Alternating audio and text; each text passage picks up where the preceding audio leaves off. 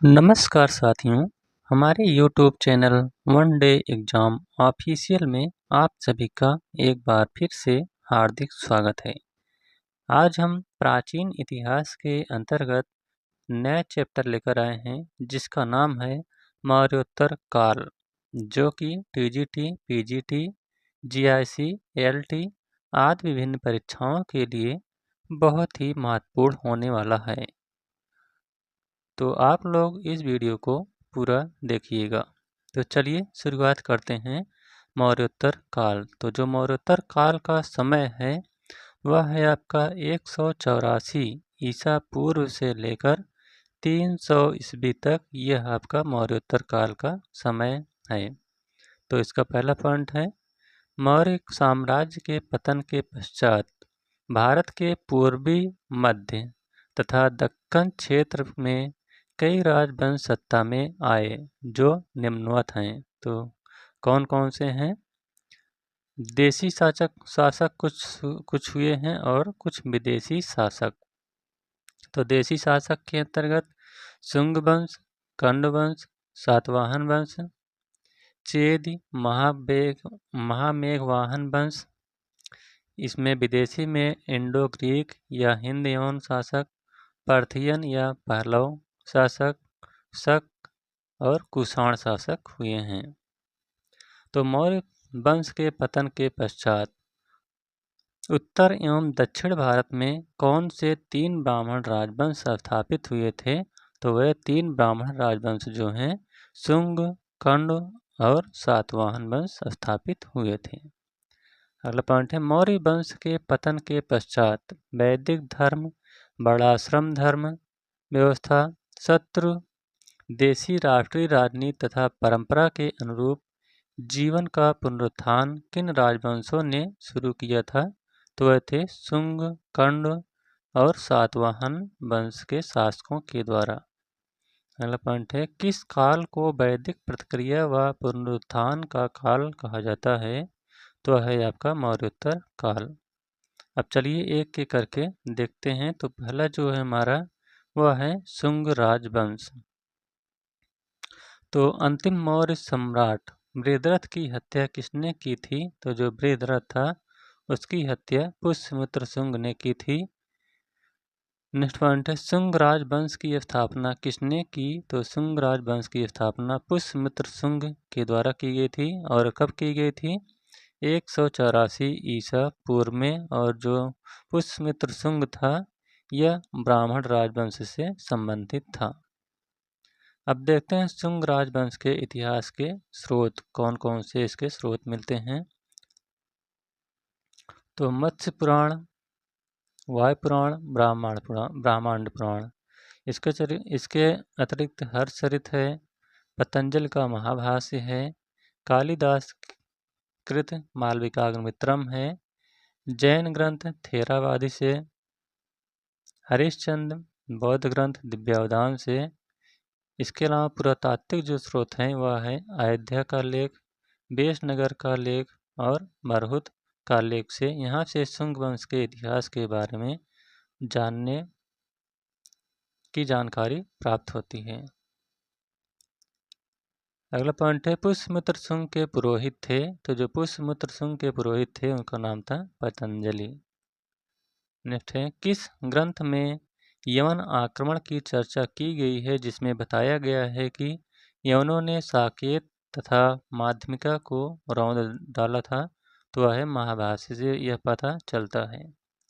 अगला है, किस ग्रंथ में विवरण मिलता है कि यवन आक्रांता साकेत, पांचाल, मथुरा तथा कुसुमध्वज अर्थात पाटलिपुत्र तक आक्रमण किए थे? तो वह है गार्गी संहिता में। नेक्स्ट पॉइंट है, अयोध्या लेख को किसने उत्कीर्ण करवाया था?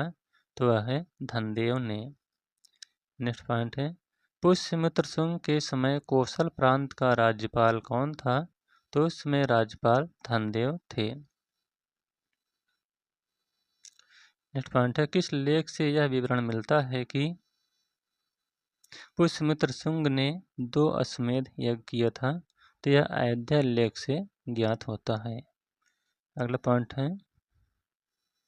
पुराणों में पुष्यमित्र शुंग को कितने वर्षों तक शासन करने का उल्लेख किया गया है? तो पुराणों में जो है पुष्यमित्र शुंग को 36 वर्षों तक शासन करने का उल्लेख है। अगला पॉइंट है, पुष्यमित्र शुंग ने किस नगर को अपने साम्राज्य की दूसरी राजधानी बनाया था? तो वह है विदिशा को। नेक्स्ट पॉइंट है, पुष्यमित्र शुंग के शासन काल के समय यवनों के आक्रमण के संदर्भ में जानकारी किन ग्रंथों से मिलती है? तो वह है महाभाष्य, गार्गी संहिता तथा मालविकाग्निमित्रम से। अगला पॉइंट है, वह कौन शुंग राजवंश का 9वां शासक था जिसके दरबार में यवन शासक एंटियालकीड्स का राजदूत हेलियोडोरस विदिशा आया था? तो वह है भागवत अथवा भागभद्र। नेक्स्ट पॉइंट है, शुंग राजवंश का अंतिम शासक कौन था? तो जो शुंग राजवंश का अंतिम शासक था वह था देवभूति अथवा देवभूमि। नेक्स्ट पॉइंट है, शुंग राजवंश के अंतिम शासक देवभूत की हत्या करके किसने शुंग राजवंश की समाप्त की थी? तो वह थे वसुदेव।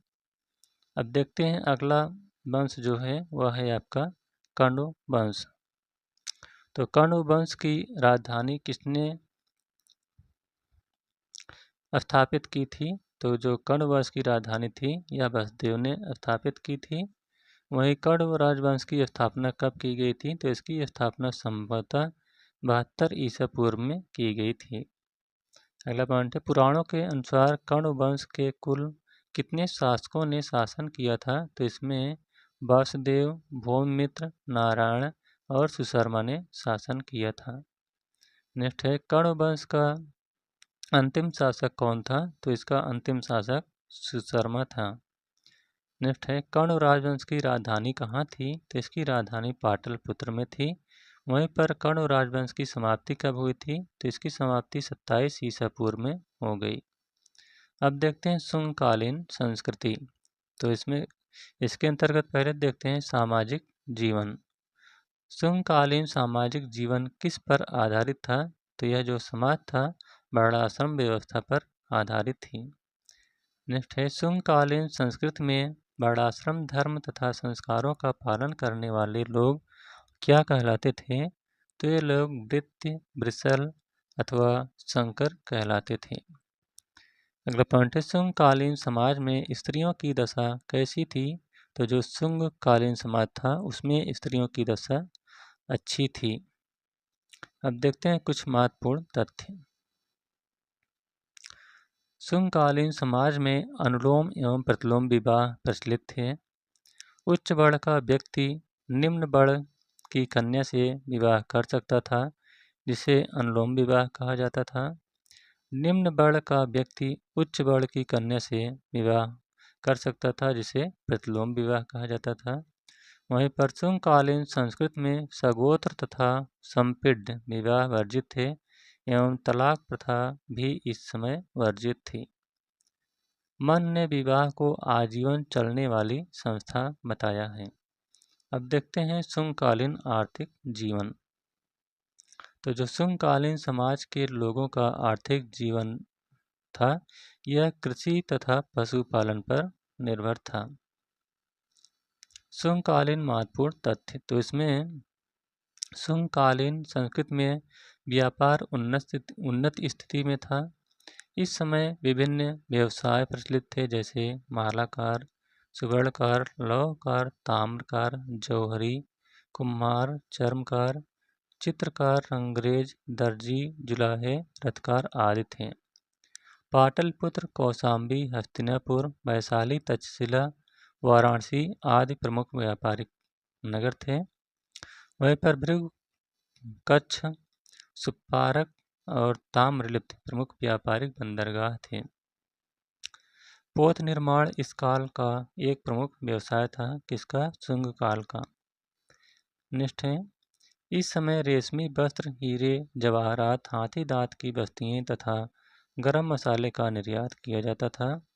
इसके साथ ही इस समय व्यापार विनिमय नियमित सिक्कों द्वारा होता था। स्वर्ण मुद्रा को निष्क, दीनार, सुवर्ण, सुवर्णमासिक कहा जाता था, जबकि तांबे के सिक्के को कारसार्पण एवं चांदी के सिक्के को पुराण अथवा धारण या धरण कहा जाता था। अब देखते हैं शुंगकालीन धार्मिक दशा। तो शुंग काल वैदिक अथवा ब्राह्मण धर्म का पुनर्जागरण का काल माना जाता है। वैदिक अनुष्ठानों पर बल दिया जाने लगा। इसी समय यह सिद्धांत प्रतिपादित हुआ कि जीव ही जीव का आहार है। इसी समय भागवत धर्म का उदय हुआ था। नेक्स्ट है, इसी समय मथुरा के समीप मोरा नामक स्थान से एक लेख प्राप्त हुआ, जिसमें तोषा नामक किसी विदेशी स्त्री को से संकर्षण, वासुदेव, प्रद्युम्न, सांब तथा अनिरुद्ध की मूर्तियों की स्थापना की चर्चा मिलती है। नेक्स्ट है, शुंग काल धार्मिक जो है यह सहिष्णुता का काल कहा जाता है। अब देखते हैं भाषा एवं साहित्य। तो जो शुंग काल में संस्कृत भाषा का पुनरुत्थान हुआ, इस वंश के राजाओं ने संस्कृत भाषा को प्रोत्साहन दिया। नेक्स्ट है, संस्कृत भाषा को स्थिर रखने के लिए पतंजल ने पाणिनि की अष्टाध्यायी पर महाभाष्य नामक ग्रंथ की रचना की। नेक्स्ट है, महाभाष्य के अतिरिक्त मनुस्मृति का वर्तमान स्वरूप इसी युग में संभवतः रचा गया था। अब देखते हैं शुंगकालीन स्थापत्य एवं कला। शुंग नरेशों के शासन काल में कला एवं स्थापत्य की स्थिति कैसी थी? तो स्थिति उन्नति अवस्था में थी। वहीं पर शुंगकालीन कला की विषय वस्तु जो है यह लौकिक जीवन से संबंधित थी। नेक्स्ट है, शुंगकालीन कला के उत्कृष्ट नमूने किन स्थानों से प्राप्त हुए हैं?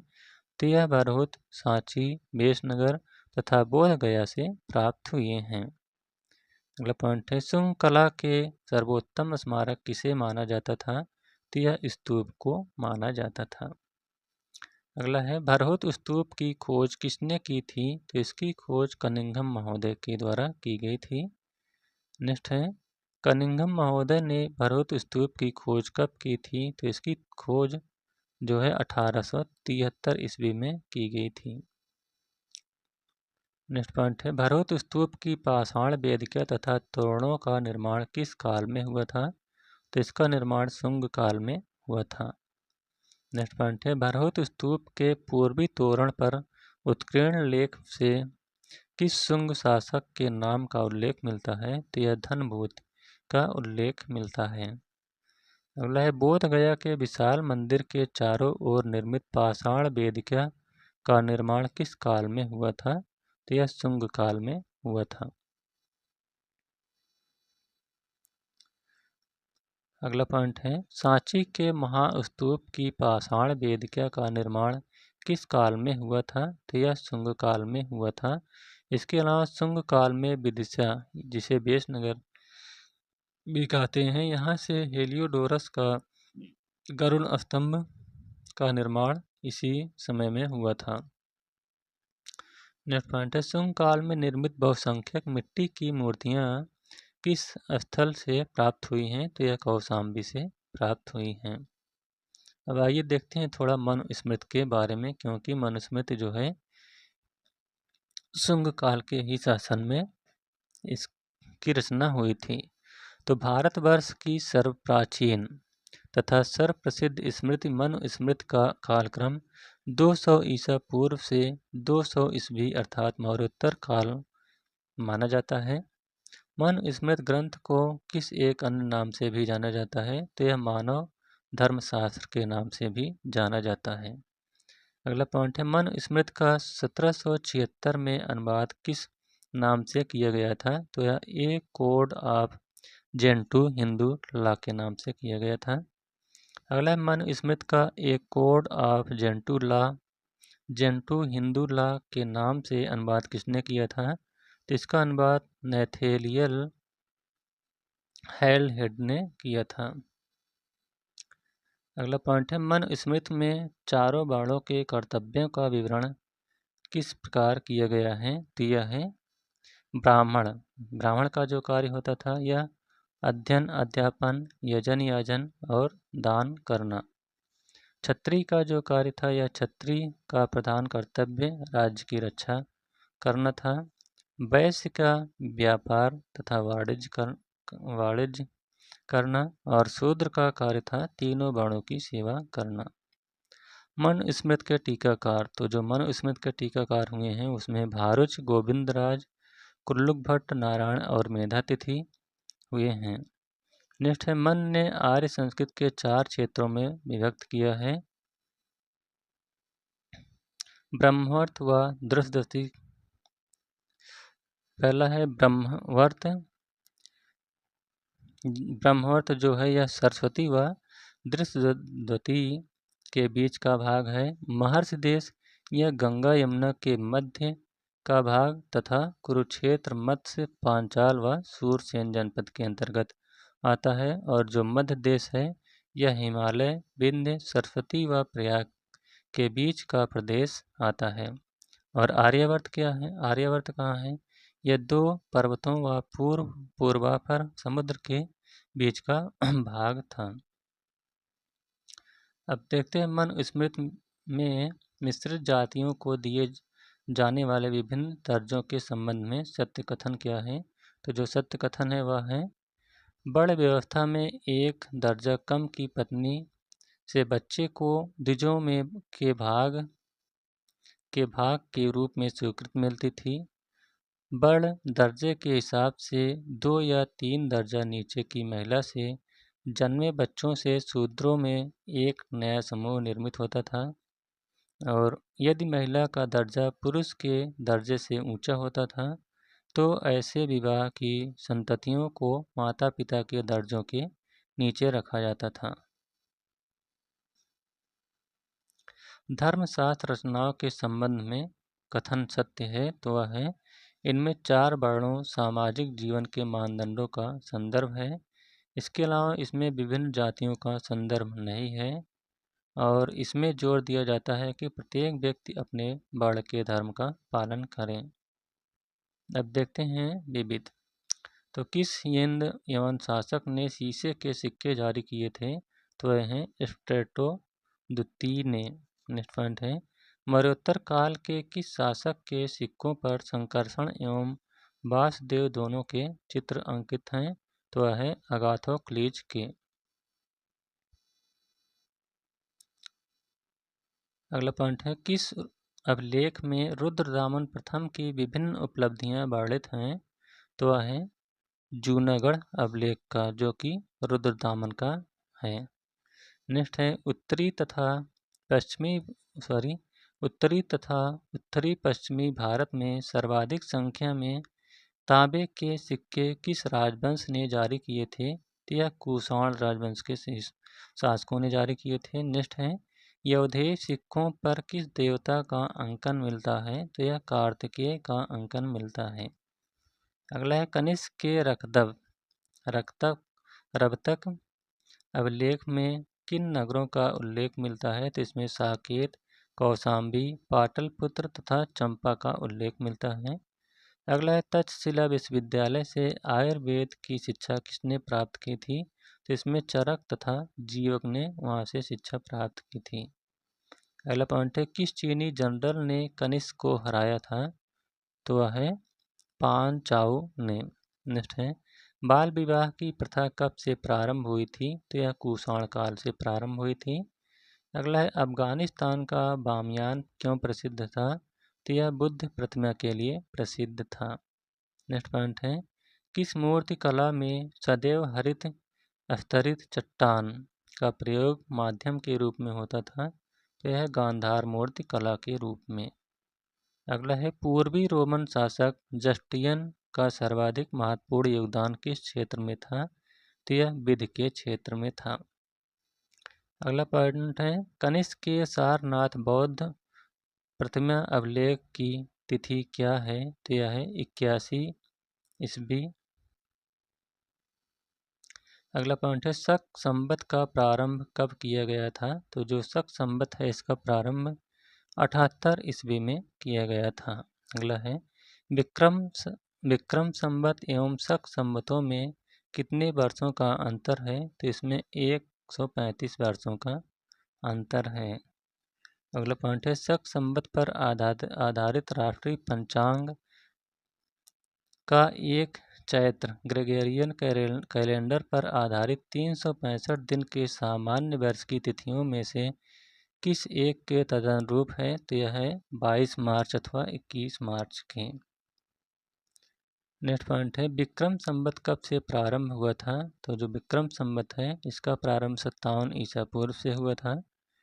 अगला पॉइंट है, एक कुषाण देव कुल जहाँ राजघराने के व्यक्तियों की मूर्तियां रखी जाती थी कहाँ मिला है?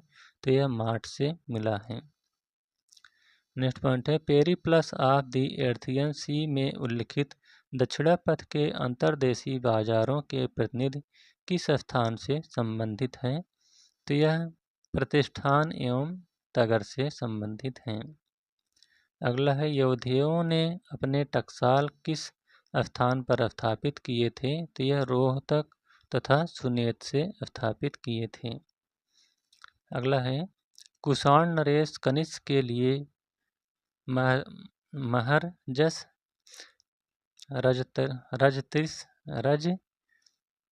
रजतिरजस देवपुत्रस कैसरस का उपयोग किस अभिलेख में हुआ है? तो यह जो है कनिष्क द्वितीय का आरा पाषाण लेख से हुआ है।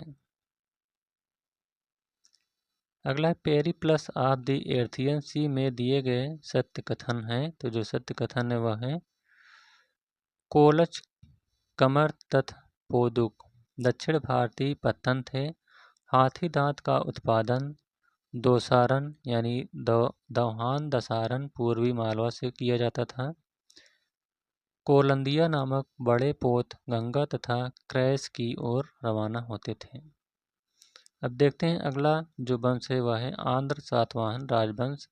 तो जो आंध्र सातवाहन राजवंश है यह 27 ईसा पूर्व से लेकर 250 ईसा पूर्व तक चला। तो आंध्र सातवाहन वंश के इतिहास का अध्ययन हम किन स्रोतों के माध्यम से करते हैं? तो वह है साहित्य, विदेशी विवरण, पुरातत्व के माध्यम से।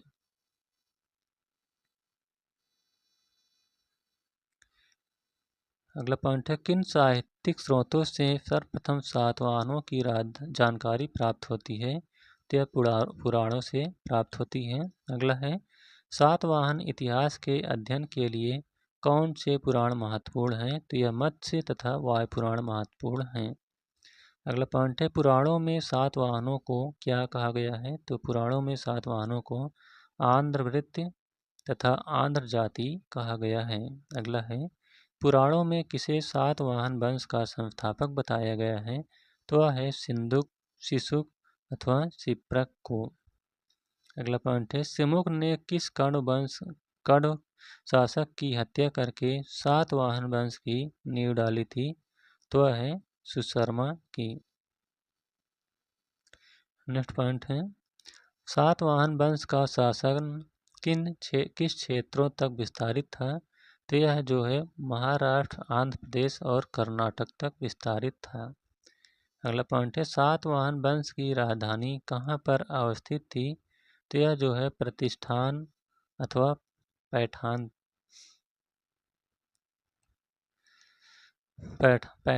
इसकी राजधानी थी। अगला है, सातवाहन राजवंश की राजकीय भाषा एवं लिपि क्या थी? तो इसकी जो भाषा थी वह प्राकृत एवं लिपि जो है वह ब्राह्मी थी। अब देखते हैं सातवाहन कालीन प्रमुख अभिलेख कौन कौन से हैं। तो नागनिका का नाना घाट जो कि महाराष्ट्र के पुणे जिले में स्थित है। अगला है, गौतमी पुत्र सातकर्णी के नासिक से प्राप्त 2 गुहा लेख। नेक्स्ट है, गौतमी बलश्री का नासिक गुहा लेख। अगला, वशिष्ठी पुत्र पुलमावी का नासिक गुहा लेख।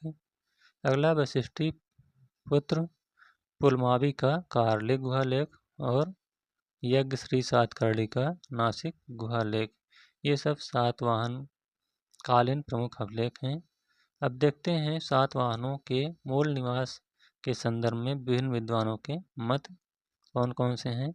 तो रैप्सन, स्मिथ तथा भंडारकर जो है ये मानते हैं कि सातवाहन आंध्र प्रदेश के थे। स्मिथ कहते हैं कि सातवाहन श्रीकाकुलम के हैं।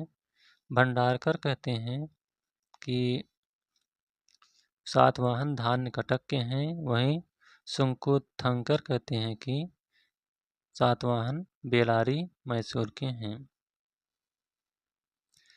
अब सातकर्णी प्रथम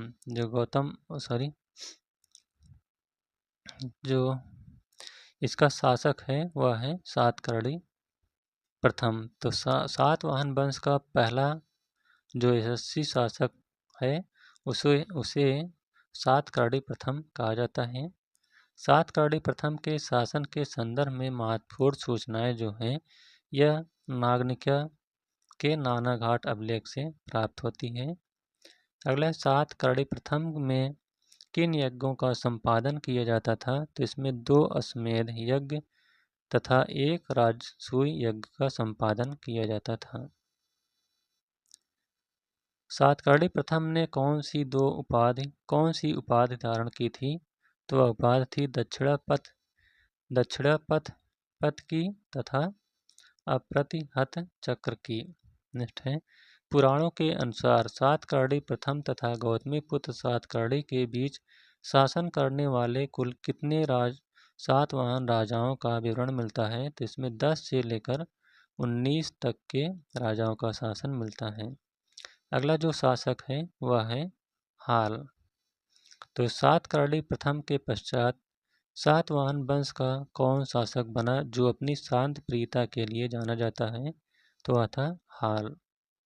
नेक्स्ट पॉइंट है, सातवाहन कुल का वह कौन सा शासक था जो स्वयं बहुत बड़ा तथा कवियों एवं विद्वानों का आश्रयदाता था? तो वह था हाल। तो यह मौर्योत्तर काल का जो है कि लंबा थोड़ा पार्ट है चैप्टर, तो हम इसको 3 खंडों में लेकर आए हैं। तो पार्ट 1 यहीं पर समाप्त होता हुआ अब अगले पार्ट में मिलेंगे कल दूसरे में। तब तक के लिए धन्यवाद।